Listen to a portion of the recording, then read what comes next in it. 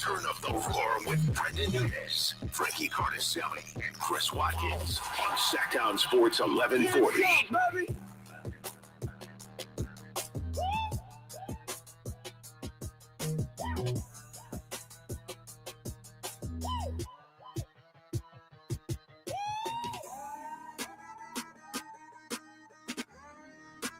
Podcast coming to you here live. Brenden Nunes, Frankie Cartoscelli, Chris Watkins, live Return of the Roar podcast.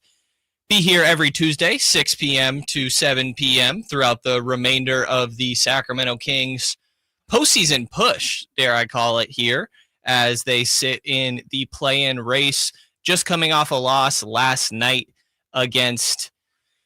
Remind me who we were against. The New York Knicks. The New York Knicks, yeah. That's right. A very forgettable game, so excuse me for wiping that one a little bit. It was over pretty quick, but the Kings had some success leading up to that. I think that given the recency of that Knicks game, Chris, we can kind of just start with your overall thoughts on a disappointing night for the Kings last night. Yeah, I mean, that's really what it felt like, right? Is disappointment. Last time we talked, things were riding pretty high. The Kings were streaking, and we had kind of prophesized that the month of March was going to be a tough one, and the Kings were kind of blowing through all of that, looking really healthy, looking sharp. And then Domantas Sabonis and Malik Monk go down. I know we're going to talk about that a bit today, but really, that wasn't the problem for the Kings. The Kings actually found a little bit of a new identity without their two big time players in the rotation. And these past couple games against the Clippers, and then with a back-to-back against the Knicks on Monday, some are calling it a schedule loss.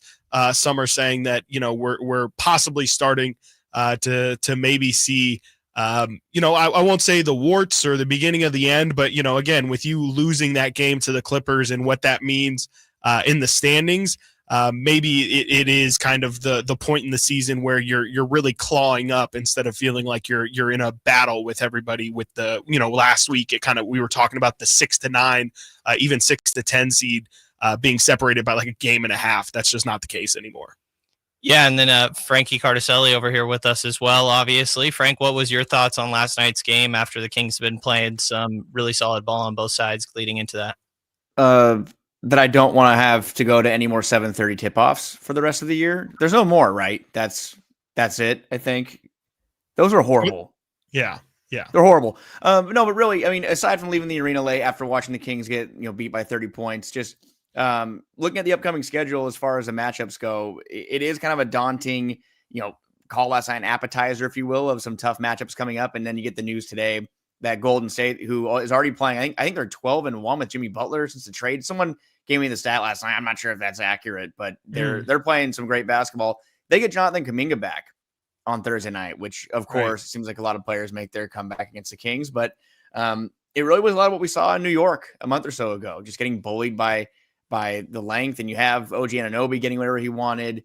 Mitchell Robinson down there battling on the boards. The Kings really finding no consistency, getting beat on the perimeter. Just what we've seen from this team all year long is that they struggle with 3-point defense. And it was more of a same, really. But, you look at that Clippers game from a couple nights ago, and are we having a different conversation and feeling a different way if Kawhi Leonard's shot rims out, which a crazy just left hand floater in the lane on...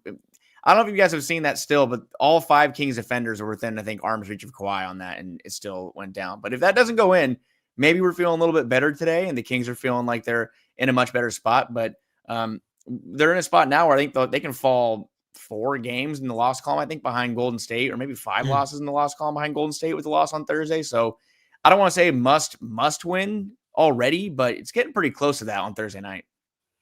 Yeah, currently 3 losses behind the Golden State Warriors, and that is 2.5 games behind Kings currently sitting in 9th, Golden State there in the 6th seed. Obviously in this same group with Minnesota right there, the Clippers sitting there at 8th, and then Dallas. Actually, you're only a game ahead of Dallas sitting there at 10th. Ideally, I think last episode we had even talked about, the Kings likely being in that 7 to 9 range, and I think that still sort of seems to be the projection here. But you mentioned that Clippers game, Kawhi Leonard hitting a tough lefty push shot that bounces on the rim a couple times before it finally goes down, and that's how you lose that one. The Denver game, I thought the Kings were really competitive throughout most of that. You're in Denver. You're without Domantas Sabonis. You have Keegan Murray guarding Nikola Jokic, Jake LaRavia guarding Nikola Jokic, and you almost have a chance in that game and sort of blow it at the end. Obviously, the New York game is kind of the outlier in that aspect. But, Chris, I think that they were 8th in defensive rating post All-Star break prior to that New York game. You factor that one in. Obviously, we're talking about a small sample size here. It only goes to 9 games, including that New York one, but they fall from 8th to 13th. Wow. After giving up 133 it was that bad. To the New York Knicks. As you try to gauge, I think that had been one of the biggest question marks for this team.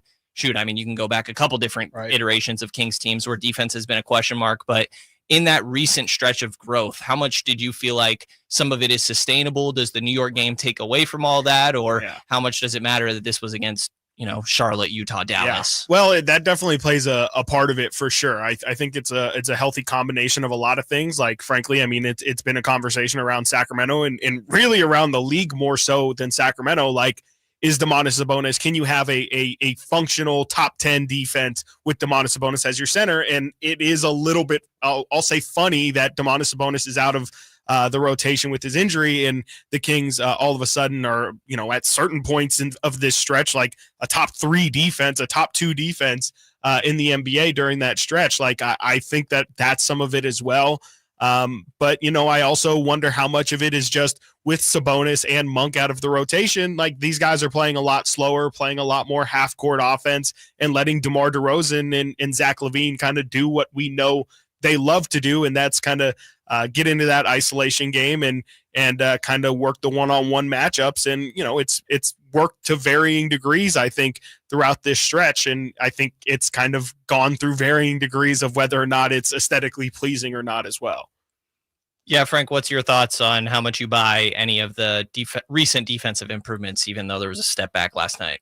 Yeah, I talked about it with Dave and Jason a little bit. Just, is it a difference that Jonas is down there in the post? And I feel like, the 3-point defense has been kind of an Achilles heel for the Kings, because it does feel like they overcompensate on sealing off the paint to protect Domas, because Domas isn't really a rim protector. And that doesn't mean that Valanciunas is leaps and bounds better, but just looking at the last 5 games, in the games that he's filled in for Domas, 13.4 points per game, a hair under 13 rebounds per game, almost 5 assists, a steal, and 1 block per game.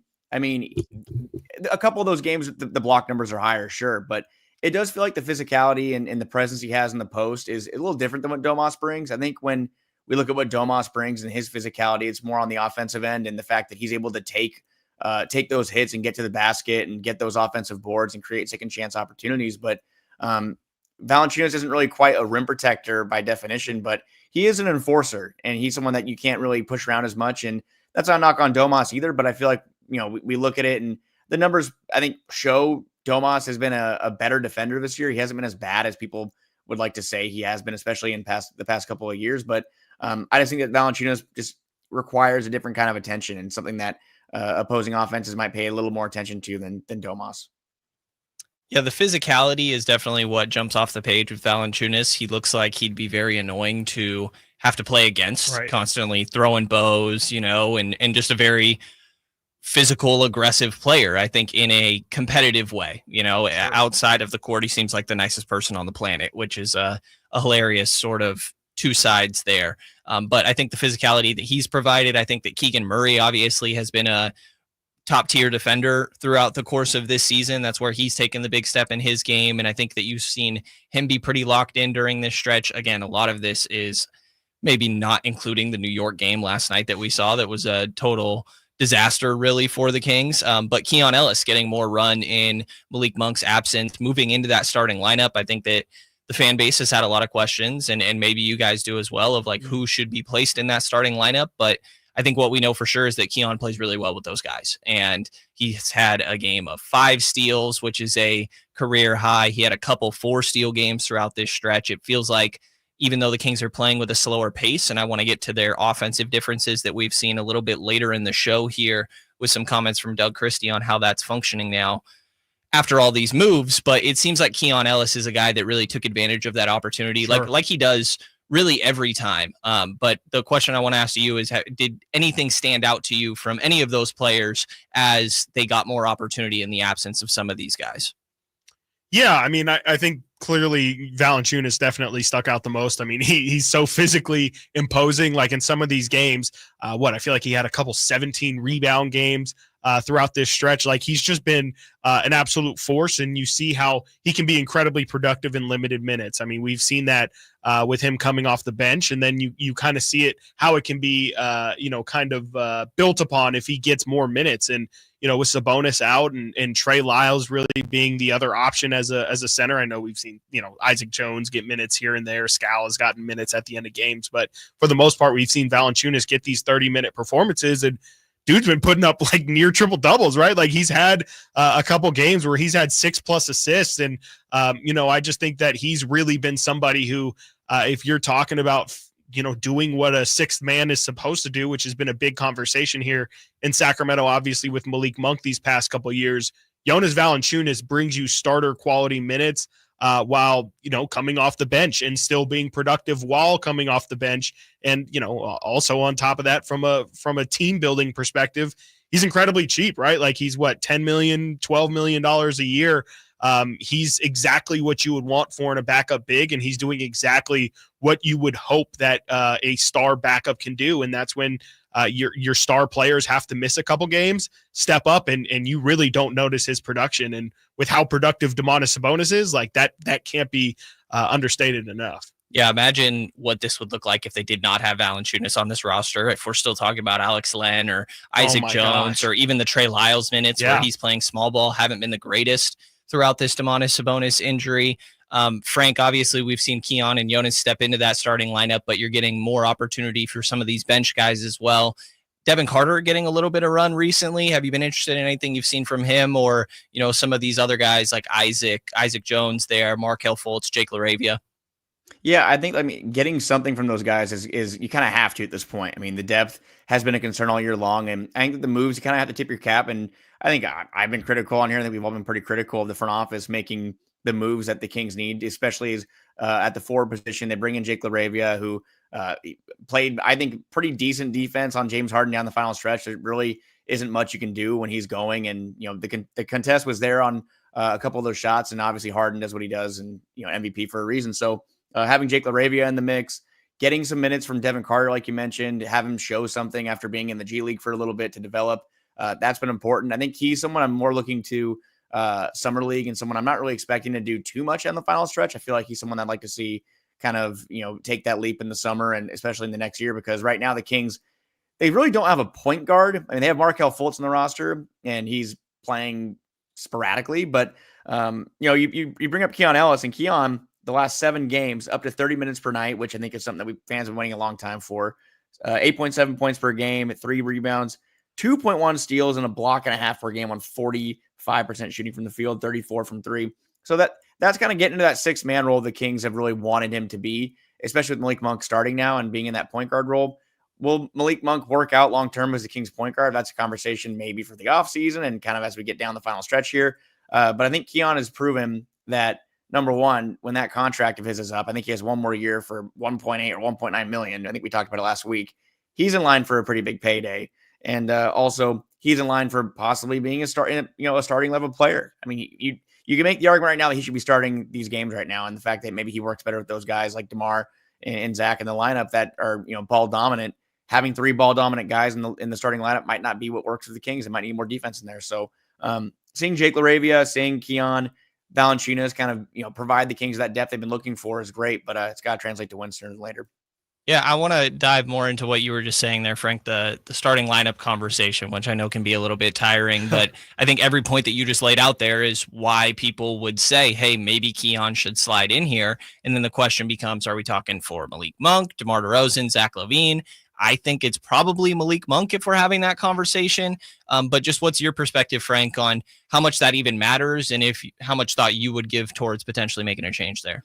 I think it mattered more earlier. I think right now the lineup they have is kind of what they have to stick with. Like, I don't want to say the bed is made at the lie in it. I mean, it's not that drastic. There's still, I think, 18 games left, so you could make a shakeup down the final stretch. But it just seems like that's not what's going to happen. And it seems like Malik made it pretty clear that he wanted to start before Mike Brown was fired. I mean, that's been a topic of conversation for a long time, and I don't think he'd be pleased to go back into a reserve role as much as I think, and I would put him back in that role, because I feel like what made the Kings so good over the past 2 years is Malik Monk being in that bench role and having the versatility of having a player who can be a bench scorer, because right now the balance isn't really there. Like I mentioned, Laravia is playing well. He's in the shots now. Valanciunas is providing backup minutes, or now starting minutes with Sabonis hurt, which is a huge plus. And you need bench scoring though. Keon Ellis is a great spot up shooter, and he's created a little bit more over the past couple of weeks. But having a microwave type scorer like Malik on the bench and having Zach and DeMar kind of run the show on the starting lineup, that's the balance that Kings need, and that's the balance that they had when they went to the playoffs 2 years ago with Fox in the starting lineup. So I would make that lineup change, but it seems like the Doug isn't going to do it. And, we'll see if it works out for the best. Maybe the Kings find that chemistry, and they were playing good basketball before the injuries started popping up. So maybe they can get back to it. But I do feel like it's a conversation that's going to have to happen sooner or later. Does Malik Monk belong in the starting lineup, or is he best suited as a reserve player? Yeah, no. And I think you kind of touched on something there. Like, I wonder how much of the front office's willingness to move on from De'Aaron Fox was part of, hey, Malik Monk, we want to see what you look like potentially as this team's point guard moving forward. And, to that point, Frank, like, I don't know if they want to give up on that experiment yet. Like if they made a move as drastic as moving Fox in order to get Monk in that kind of spot in that situation, I don't think they'll give up on it. What are we, 12, 15 games post-trade? It feels like that's something that you probably want to give a decent look. Not saying that is the case, but if that was part of their calculation, their evaluation at all, it feels like you probably want to give that a little bit more run. Yeah, some interesting decisions for interim head coach Doug Christie to try and figure out here, as I believe we have about 19 games remaining in this 2024-25 season for the Sacramento. Keen on what happens with the closing lineup, and should Keon be part of that? Going to dive into that and some of the offensive identity changes that we've noticed with this team post All-Star deadline or All-Star break as Zach LaVine becomes part of this group. So stay tuned for all that here on the other side of the Return of the Roar podcast on Sacktown Sports 1140. You ever try fixing your car and realize you're missing that one part? Yeah, been there. That's why eBay's my go-to. They've got millions of parts guaranteed to fit. I'm talking brake pads for when yours have seen one too many miles of stop and go. Oil filters, because you don't mess around with your engine care. Even got this cold air intake on my watch list. I might just go for it. To keep the ride cool and your DIY streak high. Find all the parts you need at prices you love. Guaranteed to fit every time. eBay. Things people love. Eligible items only. Exclusions apply. If you love to travel, Capital One has a rewards credit card that's perfect for you. With the Capital One Venture X card, you earn unlimited double miles on everything you buy. Plus, you get premium benefits at a collection of luxury hotels when you book on Capital One Travel. And with Venture X, you get access to over 1,000 airport lounges worldwide. Open up a world of travel possibilities with the Capital One Venture X card. What's in your wallet? Terms apply. Lounge access is subject to change. See CapitalOne.com for details. Mornings can start feeling the same. Wake up, brush teeth, go to work. But with breakfast from Wendy's, it's like, wake up, brush teeth, Baconate with a breakfast Baconator. Roll with the sausage breakfast burrito. Buddy it up with a honey buddy. Or get seasoned with seasoned potatoes. And then go to work. Sorry. When you're ready for a fresh wake-up call, gotta be Wendy's. At participating U.S. Wendy's during breakfast hours. Hello, Sacramento. I'm Emran Pilati, owner of True Sports Cards and Collectible Store here in Rockland, California, and the host of the True Sports Cards Show that airs right here on Sacktown Sports 1140 every Saturday from 10 to 11 a.m., where we discuss the latest trends, hottest products, and deliver exclusive interviews with other industry leaders. And don't forget to visit our shop, True Sports Cards, at 6661 Stanford Ranch Road in Rockland and see what we have for all your sports card and memorabilia needs. At Valley Strong Credit Union, we know that local businesses are the backbone of the Central Valley, investing in our neighborhoods, boosting the economy, making the Valley stronger. But when it comes to their finances, where can they turn? A big bank that just sees another number? That's not good enough.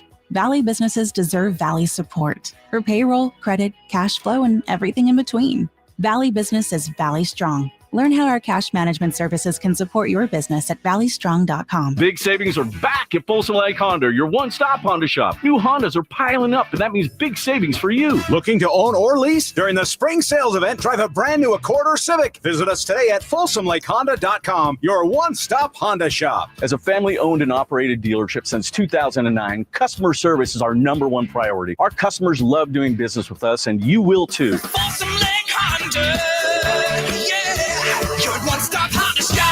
Are you tired of your tee shots ending up in the adjoining fairway while the rest of your foursome is hitting it down the middle? Well, experts will tell you that being properly fitted for golf clubs will help you strike your drive center cut. The Hagen Oaks Player Performance Studio and its team of trained PGA professionals are ready to help you get rid of your banana balls and duck hooks. Hagen Oaks Indoor-Outdoor Player Performance Studio fittings are available 7 days a week. Make yours today by calling 916-808-2531. That's 808-2531. Hey, Green Gobbler here. So you've got a clogged drain in your bathroom. Water in the sink's overstaying its welcome. You're spitting today's toothpaste on top of yesterday's. Hey, what's up, everybody? It's your boy, Kyle Draper. Equip your staff with top-notch uniforms, professionally cleaned and delivered weekly to your workplace by Alsco Uniforms, proud sponsors of the Sacramento Kings Mop Crew. Our services include uniforms, towels, floor mats, mops, first aid supplies, and restroom essentials to uphold cleanliness and safety standards in your business. Discover why it pays to keep clean with Alsco Uniforms. Visit alsco.com to learn more. Again, visit alsco.com. Got a drain that's clogged up? Or maybe a toilet? Or a faucet that just won't quit leaking? Kenny and Jerry are here from Bell Brothers, and we want you to know that it does make a difference which plumber you call. At Bell Brothers, we respect your time by showing up when we say we'll be there.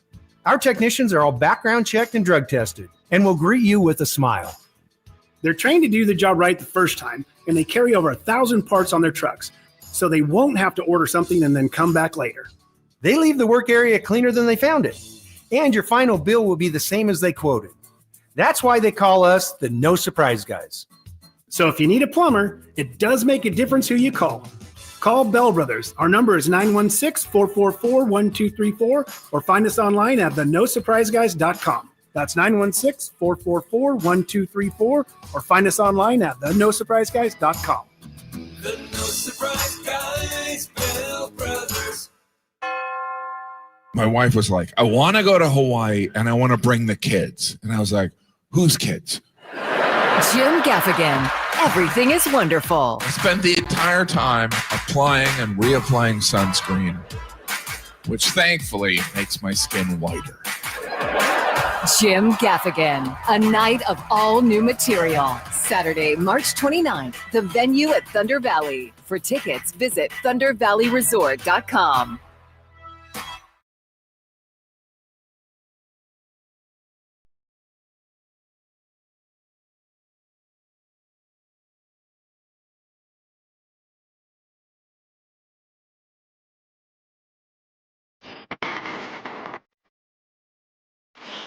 Your flagship station for the Bean Team, Sacktown Sports.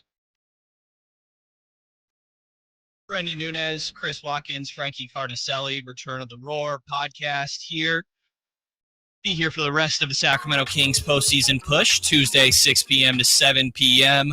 Started the show talking about some of their recent defensive improvements that we've seen, how sustainable that may be, as it all came crashing down last night, Monday night at Golden One Center with a 133-104 loss to the New York Knicks. But on the other side of the ball, where the Kings have really made their money over the last few years offensively, obviously a new look with Zach LaVine replacing De'Aaron Fox. You got Jonas Station in Valanciunas. Sacramento giving you local sports coverage from 6 a.m. to 6 p.m. Monday through Friday. Sacktown Sports. It is true. It is true. It's 6 p.m. 6 a.m. to 6 p.m. 7 p.m. is what we go to 7 now. Yeah, as well here on Tuesdays. So That's right. But you're seeing some of these new additions change the look of the offense. And post All-Star break, the Kings are still 6th. But when it comes to pace, something that was really a key identity for this team, not so much this year, but in years prior with De'Aaron Fox, Domantas Sabonis playing into that, 27th in pace for the Kings post All-Star break. Obviously, a lot of isolation ball with Zach LaVine, DeMar DeRozan. But we'll start with you, Frank. Just curious, what have your thoughts been on stylistically how different Sacramento's offense feels and the production that it's had? Yeah, I feel like the offense is kind of stagnant at times because, like, I think I mentioned to you last night when we were watching the game, it just kind of felt like it's really DeMar or Zach kind of bringing the ball down and, maybe a ball screen gets them free, but it really kind of just begins and ends with them. I mean, what can they create on each possession? And there are times where Keegan is open and Zach or DeMar will find him, but more times than not, a possession ends in a shot from DeRozan or LaVine. So they're kind of one dimensional that way, and getting Malik Monk will help a little bit, I think, in that regard. But what hasn't changed is the fact that they're still reliant on the three ball, it seems. And last night they shoot under 30%, and just on the year as a whole, they're 14-3 when shooting over 40%, 5-12 when shooting under 30%. That includes last night's loss. So And that doesn't even include, the defense as well. The last one I had was the defense, 6-20 when allowing a team to shoot 40% from three. That's a 23% winning percentage. So, but the offense, it begins and ends there. The Kings, this model of this team, which is completely different from what it was 2 years ago now, but the bones are still there of that structure, as they live and die by the three. If the threes are falling, they're going to be in a good spot. And right now, they're kind of inconsistent there. And getting Zach LaVine to get going, and Western Conference player of the week last week, that helped. Having Jake LaRavia kind of dig himself out of that hole he was in when he came over to Sacramento, that helps. Keon Ellis continuing to be a plus there. They have the shooters to get it done, and Keegan Murray doing more as well there. I think the Kings are in a good spot, but consistency is going to be key. And the teams they have coming up, you have Cleveland twice, OKC, Boston, Memphis. These are good defensive teams you're going to have to play and get lucky on the perimeter. And you saw last night with the Knicks, who metrically aren't a great defensive team, but the players they have in the personnel, the forwards they have, they were able to make the Kings uncomfortable and make them work at it. And bad things happen when the Kings would go against teams with that kind of build. Yeah, Chris, part of that new look offense, the stylistic differences of playing slower, the reliance on three-point shooting that still remains, like Frankie pointed out, is, the saying I think that we've all heard a lot is there's too many cooks in the kitchen at times, right? A lot of just hoopers out there on the floor. They can all get buckets, but how can they all help enable one another? And the shot diet obviously becomes a question when that's the case, and no Malik Monk plays a part, no Domantas Sabonis, but I think this was before our last recording as well, but you have a night where DeMar DeRozan shoots the ball 32 times in Denver, as the game slows down. He also has a double-double against the Clippers with 10 assists and 31 points right there on 20 shots. You have Zach LaVine trying to be a little bit more of a playmaker. So it's almost like guys are in maybe unideal is the best way to say it, situations where they're not optimizing their talents, but all trying to make everything fit. What have you thought of the shot diet? And is there anybody that you're like, that guy just needs to honestly be a little bit more selfish out there? Yeah, I think it's looked all right to me these past couple of games. Like you said, it probably does help in a weird way to have, though even saying that, we were having conversations last week about how the shot distribution was super even with Sabonis playing, with Monk playing. And I do kind of think that with those two guys out of the lineup these past couple games, like it's still kind of made sense. I think DeMar, you mentioned the 32 shots against Denver, like that was clearly too much. And we've also kind of talked about Zach LaVine and his aggressiveness at times since getting here. I think you're really starting to see him especially get really comfortable. 2 of his last 3 games, he's had over 30 points. You really start to see him kind of taking ownership of this team. Like Zach is maybe the best scorer on this team, arguably, if not DeMar, maybe some nights you could say Malik, but I think Zach, considering especially his age and everything, like this should be his team, all things considered. And I think you're starting to see him kind of embrace that identity a little bit. And I think the biggest thing in terms of shot diet is Keegan Murray and where he falls on that. And, it's been a pretty fluctuating situation with Keegan's shot attempts, as we've known throughout his career, but definitely specifically this season. And, to me, that's really the key for I think how we feel about the shot diet is, can we get Keegan? I think we've said like 8 attempts. Can he get up to 10? I think that's really where you start to notice when guys aren't sharing the ball enough, is when guys like Keon should be thrown in there as well aren't really getting the looks that we feel like they should. A lot of mouths to feed, and there is only so much food to go around when it comes down to it. Our buddy Matt George asked Coach Doug Christie a little bit about some of the offensive shot diet, and Doug was quick to correct him a little bit on some of maybe how he worded the question here, but I thought it was interesting insight from Doug Christie here on how their offense is functioning. DC, you just touched on this a little bit. You have 2 really gifted isolation scorers in DeRozan and LaVine. You've also talked about wanting to have a kind of a free-flowing offense, not drop plays or anything like that. No, we draw plays. Well, okay, what is it right? What is the balance with letting them rock and letting them do their thing in isolation and wanting them to move the basketball out of those spots? Where's that balance? Well, the balance is breaking the shot clock down into 3 sections. The first section is transition and flow. So that's 8 seconds. The second is getting ourselves into sets if that first flow isn't there. And then the last 8 seconds is when you get to your business, because that's what they do. That's what they get paid to do. But to get there, you got to trust your teammates, get out and run. What's there? What's there? Nothing's there. Boom, set it out. Okay, elbow. Okay, boom, he pops. Nothing's there. Now we're down to butter clock. That's where they're special at. But if you don't allow yourself to get there, now you find yourself in a world of trouble versus a really good defensive team. And what I'm saying, you have to spend energy to do that. That ain't easy. There's trust involved in that. There's a lot of different things that involve. It sounds easy, but from somebody who did it my whole life, that ain't easy, man, because these guys are physical. They're letting them touch you. All of a sudden you get in your feelings because I don't want to be touched, and I'm about to show you I got game. We can't get personal like that. Let it do what it do. Get out and run. If it's there, great. If it's not, set up something. It could be simple. It could just be a drag. As soon as the drag starts, kick the ball ahead, still nothing. Call somebody into a go screen in the last 8 seconds, and we got 2 of the best ISO players in the league. Bang.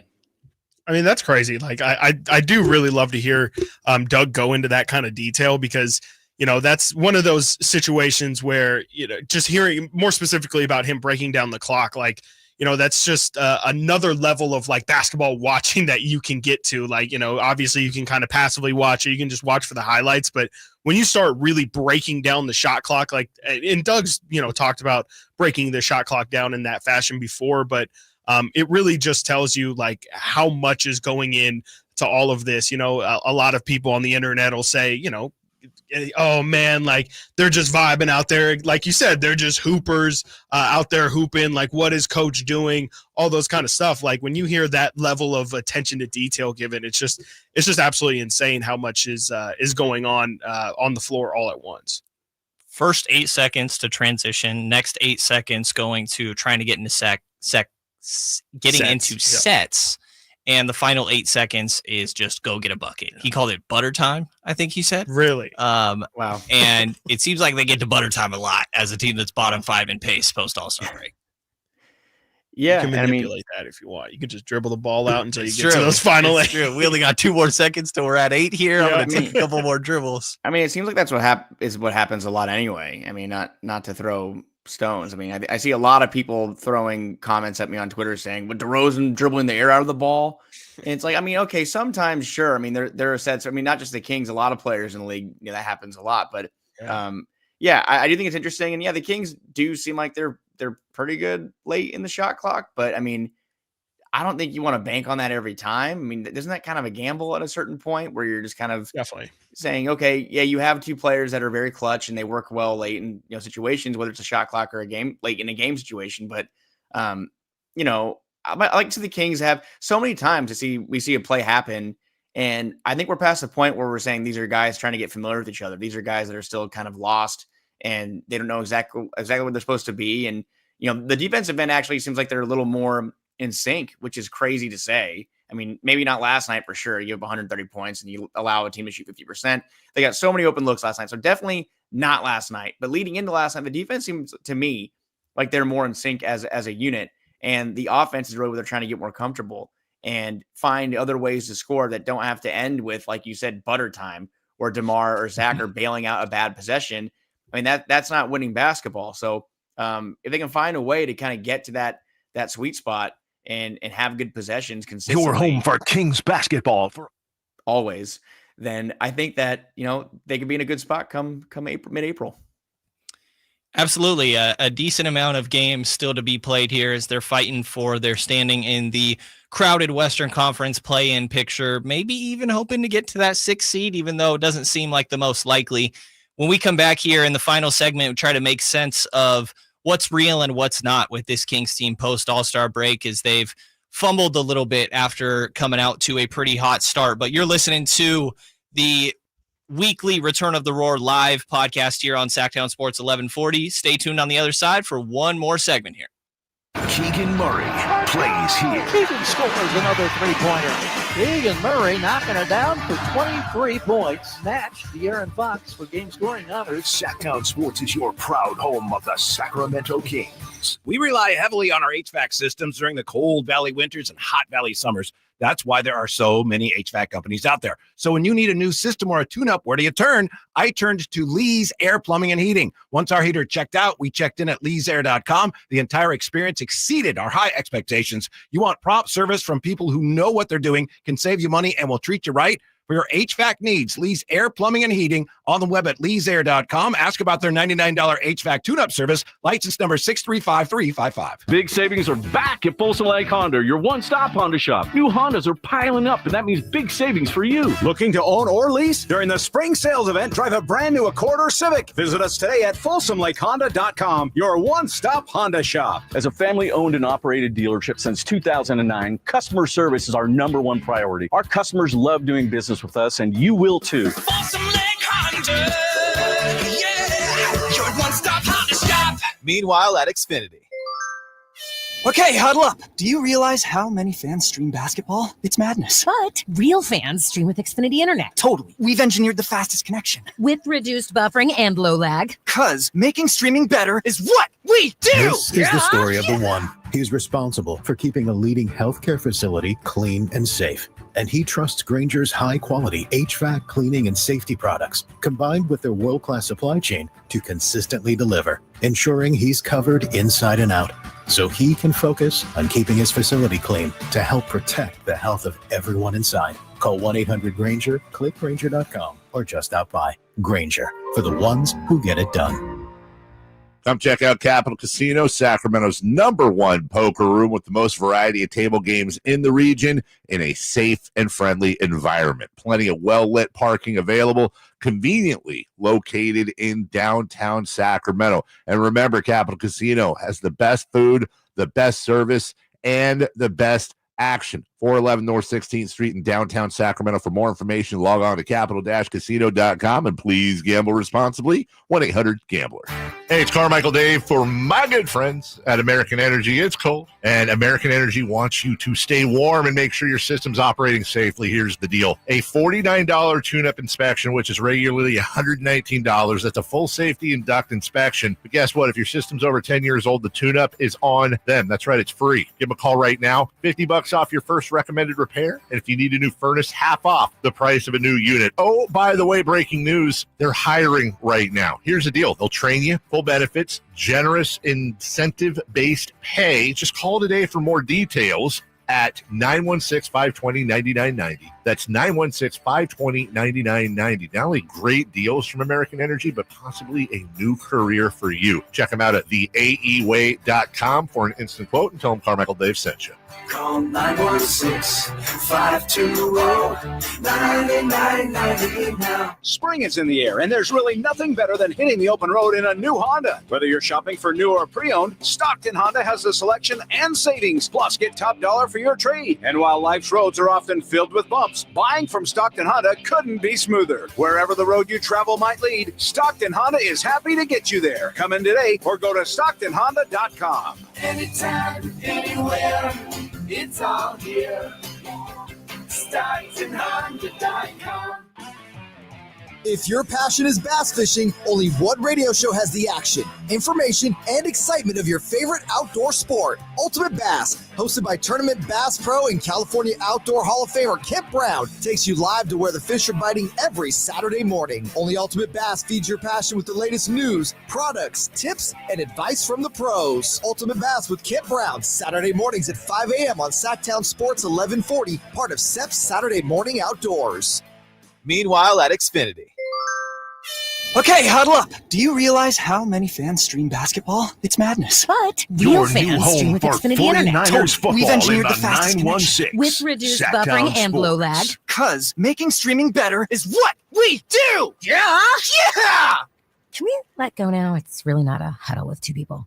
Switch to Xfinity Internet and stream live sports from the best seat in the house. Bring on the good stuff. Restrictions apply. Not available in all areas. Actual speed vary. Not guaranteed. Whitey here, reminding you that not all grills are created equal. When buying a new grill, every detail matters. For March, grab a $149 gift with purchase of every new Napoleon Prestige stainless steel grill, including a pizza lover starter kit and much more. More March savings include up to $79 off Rogue models. Napoleon grills are built different, built better, built to last, with a lifetime warranty and premium stainless steel that boasts quality. See how Napoleon will help you achieve the perfect grilling experience. Visit Green Green Acres Nursery today with your best selection of Napoleon grills and accessories.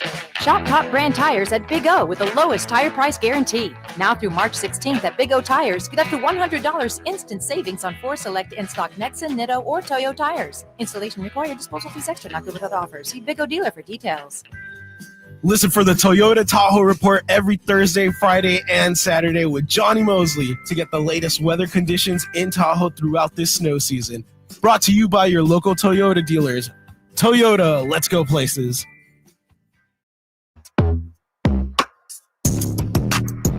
Your flagship station for the Beam Team, Sacktown Sports. Been an up and down post All-Star break for the Sacramento Kings. Diving into that here on the Return of the Roar live show. Brenden Nunes, Frankie Cartoscelli, Chris Watkins. So I walk you through a little bit of this post All-Star break schedule. Not a little bit. Let's go through the whole thing real quick. There's not that many games. First, you start with a very bad loss to the Golden State Warriors at home, 132-108. We'd like to be able to forget that one a little bit. You can chalk that up to, first game back, Warriors are rolling, Kings are still getting adjusted. Handful of the excuses that you could use if you wanted. And then they take care of business against the Hornets, 130-88. You go on the road, start a road trip. You beat the Jazz, 118-101. And then go to the Houston Rockets, maybe the best win post All-Star break. Got to be the best win, actually. 113-103 in Houston. You beat a beat-up Dallas Mavericks team that has Kessler Edwards as their starting center, 122-98. A narrow loss to the Denver Nuggets at Denver, Mile High City, 116-110. You beat the San Antonio Spurs, De'Aaron Fox's return to Golden One Center in a pretty anticlimactic game, 127-109. Narrowly lose to the Clippers in overtime off a Kawhi lefty push shot that bounced on the rim a couple times before it went in at the buzzer. And then you get blown out by the Knicks at home Monday night, last night, 133-104. Chris, I'll start with you as we try to get a better feel for this group post All-Star break, post trade deadline, whatever stretch you really want to look at with this group.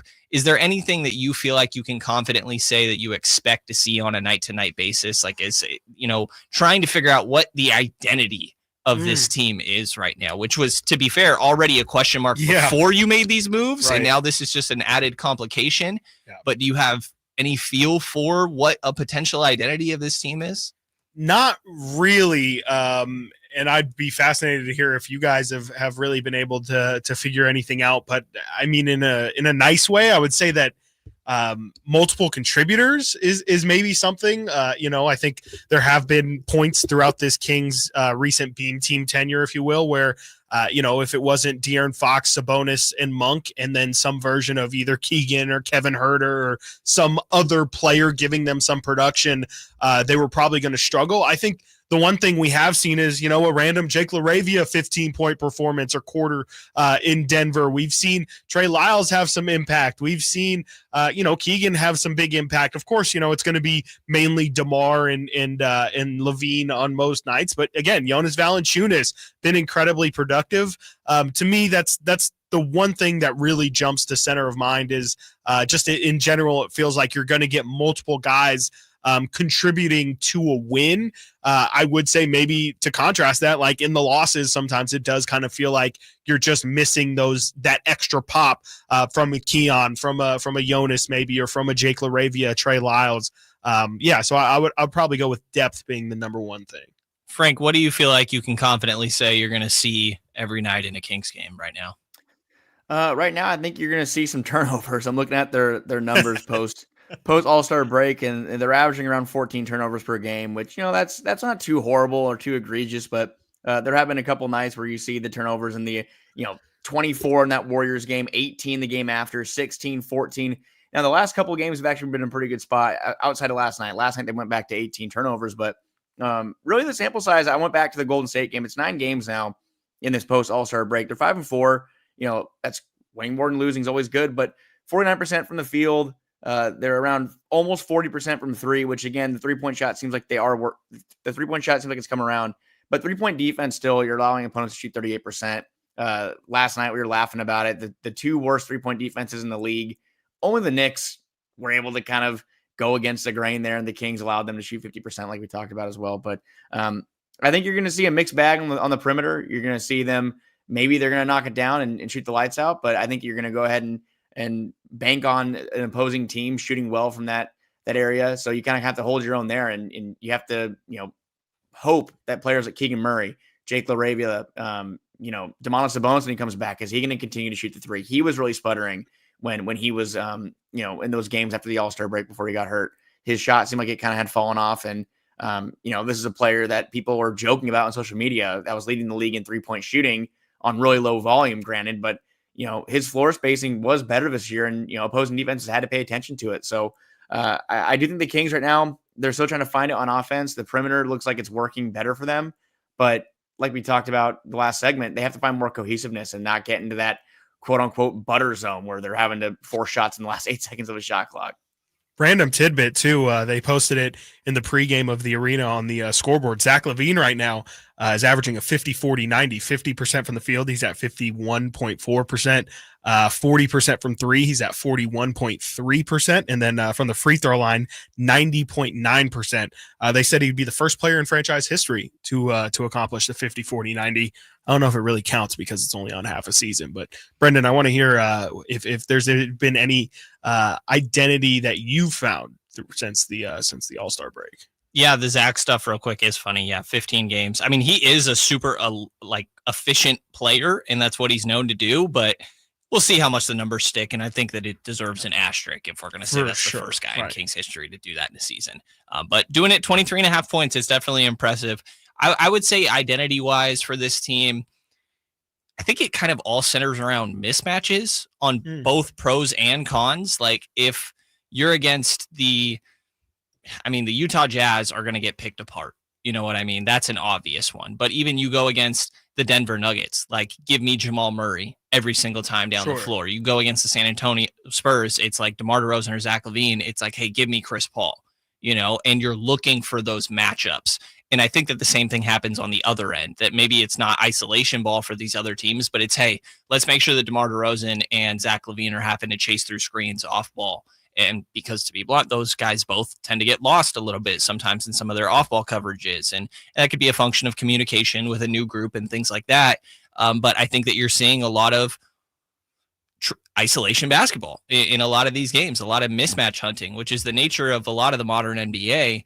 But is it just me, or does this feel like a very old school team? Maybe it's the foot on the line, long twos from DeMar DeRozan, where he's just the king of that.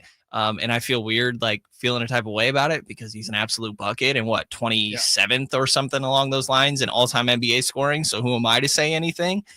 You got Jonas Valanciunas posting up out here, but style of play definitely feels very different for this Kings group right now, and kind of a throwback. No, completely agree. And, you have to hope you see more of it. And I'm just looking forward to see how they adapt to these tough opposing defenses. And it's funny looking at the NBA strength of schedule, the remaining schedule. Oh, gosh. Do you want me to read you guys some of the quote unquote easiest opponents left? Please do. So there's toughest. If you go on Tankathon, which is a pretty good site for these kind of things, and we're not quite looking at the mock drafts yet, or the draft yet, by the way, because again, I think might not have a pick. Might not have a pick right now. It does. It looks like on the mock draft, which I had. Look, sue me. I looked at it. It goes to Atlanta. But the easiest opponents up for the Kings right now. You have a couple. You have Washington, Charlotte, sure, Chicago. Now these couple of games, I don't really agree as far as an easy looked forward to as a relief from the schedule. Orlando, who's been very hurt this year, but obviously they have the talent to beat you on a nightly basis. Phoenix, who's been a dumpster fire, granted, but they definitely have the players, and if they're healthy, that can beat the Kings. They have Phoenix twice.